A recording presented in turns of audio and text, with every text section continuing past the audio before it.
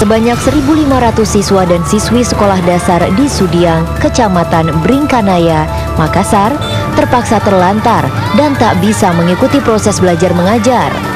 Sekolah mereka disegel oleh oknum yang mengaku sebagai ahli waris tanah.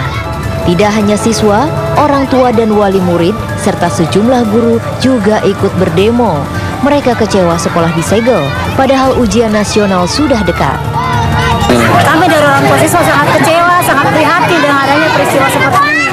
Karena anak-anak kami itu butuh pendidikan, butuh tempat belajar. Nah, dengan adanya ini, proses belajarnya anak-anak kasihan tertunda. Sedangkan ini kita sama-sama tahu kalau ujian nasional sebentar lagi akan diadakan. Di lahan tempat berdirinya bangunan terdapat 3 sekolah berbeda, di antaranya SD Negeri Pajayang, SD Impres Pajayang, dan SD Impres Sudiang. Ketiga sekolah tersebut berada dalam satu lokasi lahan yang sama. Lahan bangunan memang telah bersengketa sejak tahun 1975. Oknum yang mengklaim sebagai pemilik lahan mengaku belum menerima ganti rugi dari pemerintah. Hingga saat ini pemerintah masih berupaya melakukan mediasi antara pihak ahli waris dan sekolah. Pemerintah juga belum bisa memastikan sampai kapan sekolah akan disegel. Dari Makassar, Sulawesi Selatan, Zaki Akbar, TV One mengabarkan.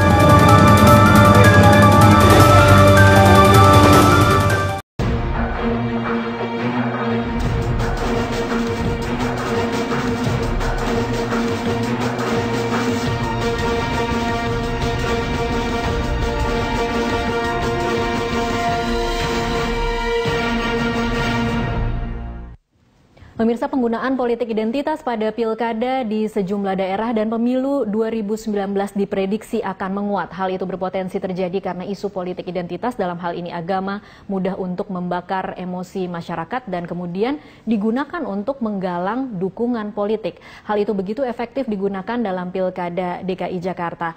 Dibutuhkan kerja panjang untuk menjaga rasionalitas pemilih agar tidak terjebak dalam kampanye yang menggunakan politik identitas. Jadi harus dimulai dari pendidikan di level sekolah. Pemerintah harus memasukkan pendidikan kewarganegaraan dan kebangsaan untuk bisa mempengaruhi politik identitas tidak menjadi terlalu besar. Guna membahasnya sudah ada Dora Edward di Grand Studio yang akan menjelaskannya untuk Anda. Dora, silahkan. Ya, baik Tasya, pemirsa, penggunaan identitas yang kemudian dikapitalisasi untuk kepentingan elektoral ini merupakan kemunduran dalam hal berdemokrasi. Karena itu penggunaan politik identitas dalam kampanye harus segera dihentikan dan juga dilawan. Lalu apa itu sebenarnya politik identitas? Saya akan coba memaparkan sedikit pengertian dari politik identitas dan juga bagaimana kemudian mengatasi munculnya politik identitas. Kalau kita lihat dari pengertiannya, politik identitas sendiri adalah politik yang fokus utama kajian dan permasalahannya ini menyangkut suatu perbedaan yang didasarkan atas asumsi atau anggapan fisik tubuh. Kemudian ini di mana perbedaan itu seperti adanya persoalan politik yang dimunculkan akibat problematika gender, kemudian ada problematika etnis juga dan juga karakter fisiologis. Ada juga terjadi di situ pertentangan-pertentangan yang kemudian dimunculkannya persoalan politik karena adanya perbedaan agama dan juga kepercayaan, dan bisa juga jadi dalam perbedaan bahasa. Kita lihat pemirsa, kemudian ini adalah solusi yang bisa dilakukan untuk mengatasi munculnya dari politik identitas. Hal yang bisa dilakukan, pertama adanya pemasyarakatan atau pengenalan kepada masyarakat bagaimana pemahaman dan juga aplikasi atas wawasan kebangsaan. Ini sangat penting dengan tujuan agar membangkitkan kesadaran dari masyarakat Indonesia dengan menghargai perbedaan, kemudian pluralisme bangsa dan juga kehidupan berbangsa dan juga bernegara. Hal lain yang bisa dilakukan untuk mengatasi munculnya politik identitas dengan melakukan penerapan demokrasi konsosiasional. Ini lebih mengutamakan nilai konsensus guna menjaga keutuhan bangsa yang plural, pemirsa. Dan berikutnya, hal yang bisa dilakukan untuk mengatasi munculnya politik identitas adalah dengan mengedepankan etika identitas, di mana kebebasan yang beretika ini dilakukan dengan memperhatikan dan juga menghargai agensi etis setiap individu yang mengacu pada nilai-nilai etis. Demikian Tasya yang bisa kami sampaikan, kembali ke Anda. Baik, terima kasih Dora Edward. Saya kembali lagi ke Ibu Adriana. Ibu Adriana, kalau kita merefleksikan atau mencoba introspeksi apa yang terjadi dalam Pilkada DKI Jakarta kemarin, apa yang menjadi catatan penting Anda? Di mana letak kesalahan atau pembiaran kita sehingga kemudian itu begitu tanda kutip efektif untuk digunakan salah satu pihak dan bisa meraup suara yang cukup signifikan? Yang pertama, saya mau sampaikan bahwa demokrasi itu bukan tanpa batas.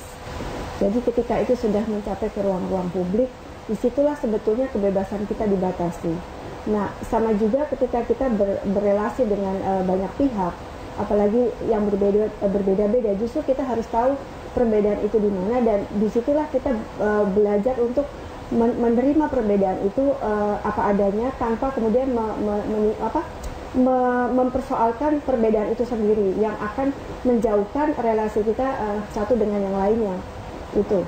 Nah, dari pembelajaran yang bisa kita dapatkan dari pilkada kemarin, kita punya persoalan besar.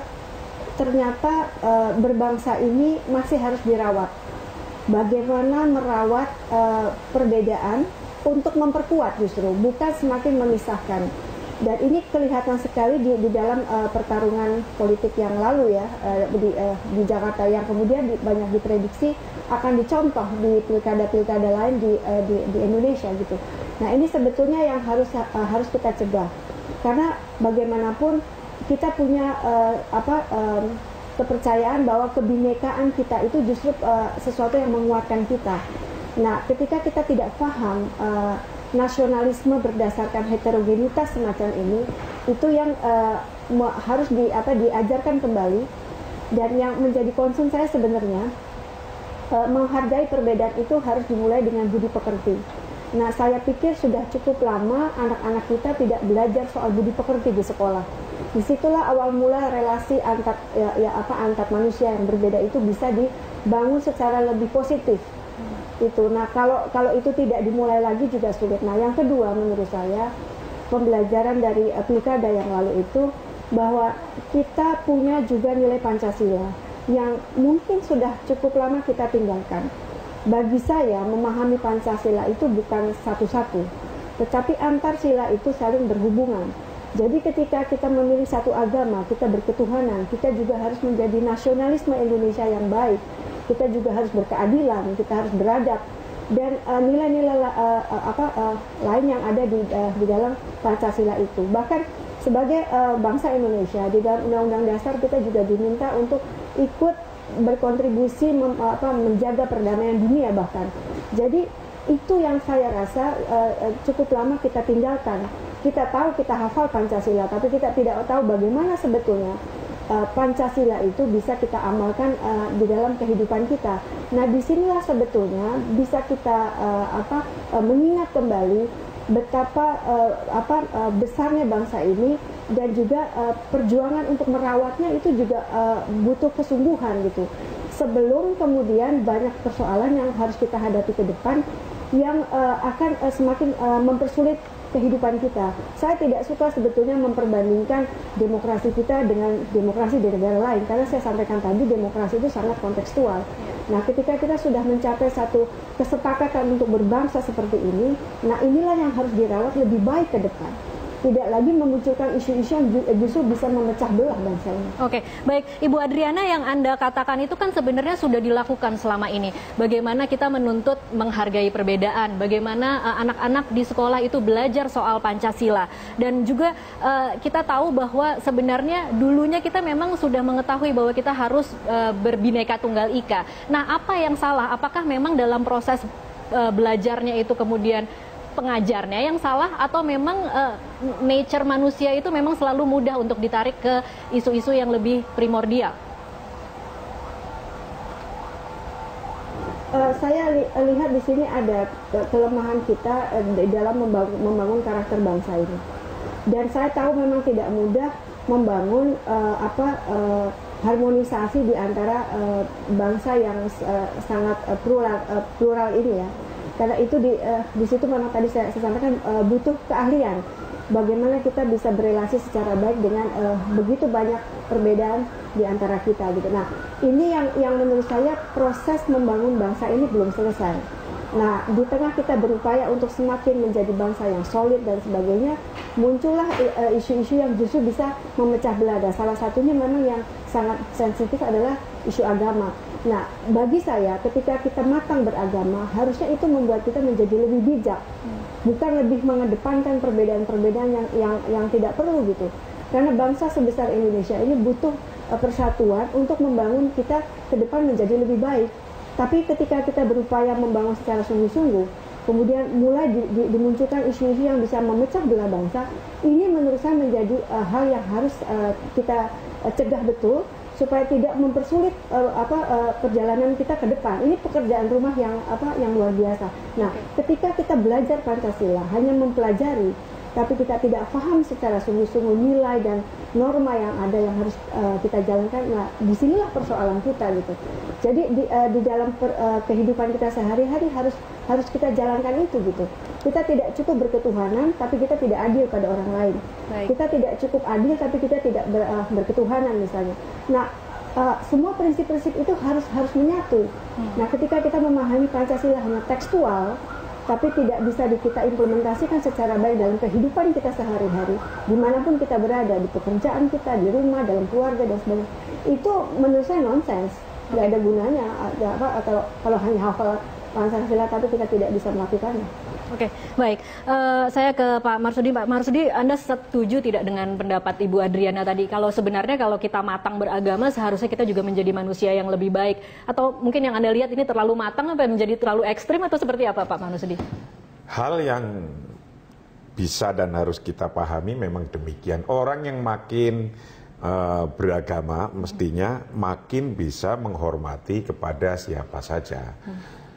Tapi dalam kasus demokrasi misalnya, atau dalam kasus perbedaan, perbedaan memang itu sebuah fakta. Perbedaan apa saja, termasuk perbedaan agama. Allah pun dalam Al-Quran menyampaikan bahwa "Lau sya'allahu laja'alakum ummatan wahidah." Jika Allah menghendaki, Allah akan membentuk umat ini satu umat. Satu umat, tapi faktanya tidak. Artinya apa? Bahwa adanya perbedaan yang semacam ini, beda agama atau bahkan beda suku bangsa, itu adalah given dari Allah. Dari Allah. Sebagaimana disampaikan, ya ayuhan nas, inna khalaqnakum min dzakari wa untha wa ja'alnakum syu'uban wa qabaila lita'arafu. Wahai manusia, inna khalaqnakum min dzakari wa untha, aku ciptakan Anda dari laki-laki dan perempuan. Wa ja'alnakum syu'uban wa qabaila, dan aku ciptakan engkau bersuku-suku, berbangsa-bangsa. Tujuannya apa? Lita'arofu, agar supaya saling mengenal. Itu artinya dalam suku bangsa apa saja ada perbedaan, tapi harus bisa saling mengenal. Untuk bisa saling mengenal harus saling memahami, saling mendekatkan. Akhirnya apa? Saling membutuhkan. Kalau sudah saling mengenal. Karena apa? Karena perbedaan itu sudah given, sudah dari sononya. Untuk itu coba kita lihat ke paling belakang. Dulu ketika Rasulullah mendirikan sebuah negara, namanya negara Madinah. Negara Madinah. Itu apa yang terjadi di sana? Umat Islamnya saja dua golongan. Yang pertama ada muhajirin, ada ansor. Di situ pula ada perbedaan agama. Apa saja? Ada Nasrani, ada Yahudi, ada Majusi, ada juga Muslim. Kemudian dibuatlah sebuah undang-undang untuk mengikat ini bersama, namanya Piagam Madinah, agar bisa hidup bersama-sama. Bahwa fakta different religion, different culture, different apa saja di situ, itu adalah given dari Allah. Yang mana kita hendaknya bisa memanage bersama-sama, minimal lita'arofu. Kalau sudah bisa lita'arofu, perbedaan ini, itu adalah untuk fastabiqul khairat. bagaimana berlomba-lomba mencari kebaikan, bukan mencari kejelekan, kejahatan, atau mencari-cari kesalahan, bukan di situ. Tapi untuk mencari mana yang lebih baik di antara Anda, kita semua, baik yang satu agama atau yang beda agama. Oke, jadi kalau saya boleh bertanya lebih konkretnya lagi Pak, kalau kita melihat pilkada kemarin, kemudian ada yang mengatakan bahwa sentimen pasca 19 April ada di sekolah sekelompok orang menolak ada pimpinan ketua OSIS beda agama karena sentimen ini berlanjut dari pilkada. Itu sebenarnya diterima tidak sih orang yang beda agama itu untuk menjadi pemimpin? Yang penting kita ajari anak cucu kita, bangsa kita bahwa Allah menciptakan semuanya di depan di dunia ini adalah bermacam-macam, beragam-ragam, beda-beda, termasuk beda agama. Ajari mereka. Kenapa? Apa sih gunanya Allah ciptakan yang berbeda-beda? Kan pasti dong ada gunanya. Apa untuk harus dimusuhi? Apakah kita untuk bunuhin mereka? Kan diciptakan bukan untuk begitu. Minimal saja lita'arofu dan seterusnya untuk fastabiqul khairat, untuk bagaimana siapa yang lebih baik di antara kita. Nah, ketika kita ajarkan terus kepada mereka, karena fakta kitab sucinya pun demikian. Nah, saya nggak tahu di kitab suci yang bukan saya, yang saya bacakan demikian. Maka inilah nggak usah segan-segan, nggak usah capek-capek, kita terus mengajarkan Pancasila, Bhinneka Tunggal Ika, yang sudah memang founding fathers dulu, kiai-kiai NU turut ini membedani dan menciptakan, mengeduk nilai-nilai Pancasila ini. Jadi maka ini ya, PBNU ya, itu kalau ketua umum kita sering menyampaikan gini, PBNU akan selalu menjaga dan merawat PBNU, yaitu P-nya Pancasila, B-nya Bhinneka Tunggal Ika, N-nya NKRI, dan U-nya Undang-Undang Dasar 45. PBNU akan selalu menjaga PBNU.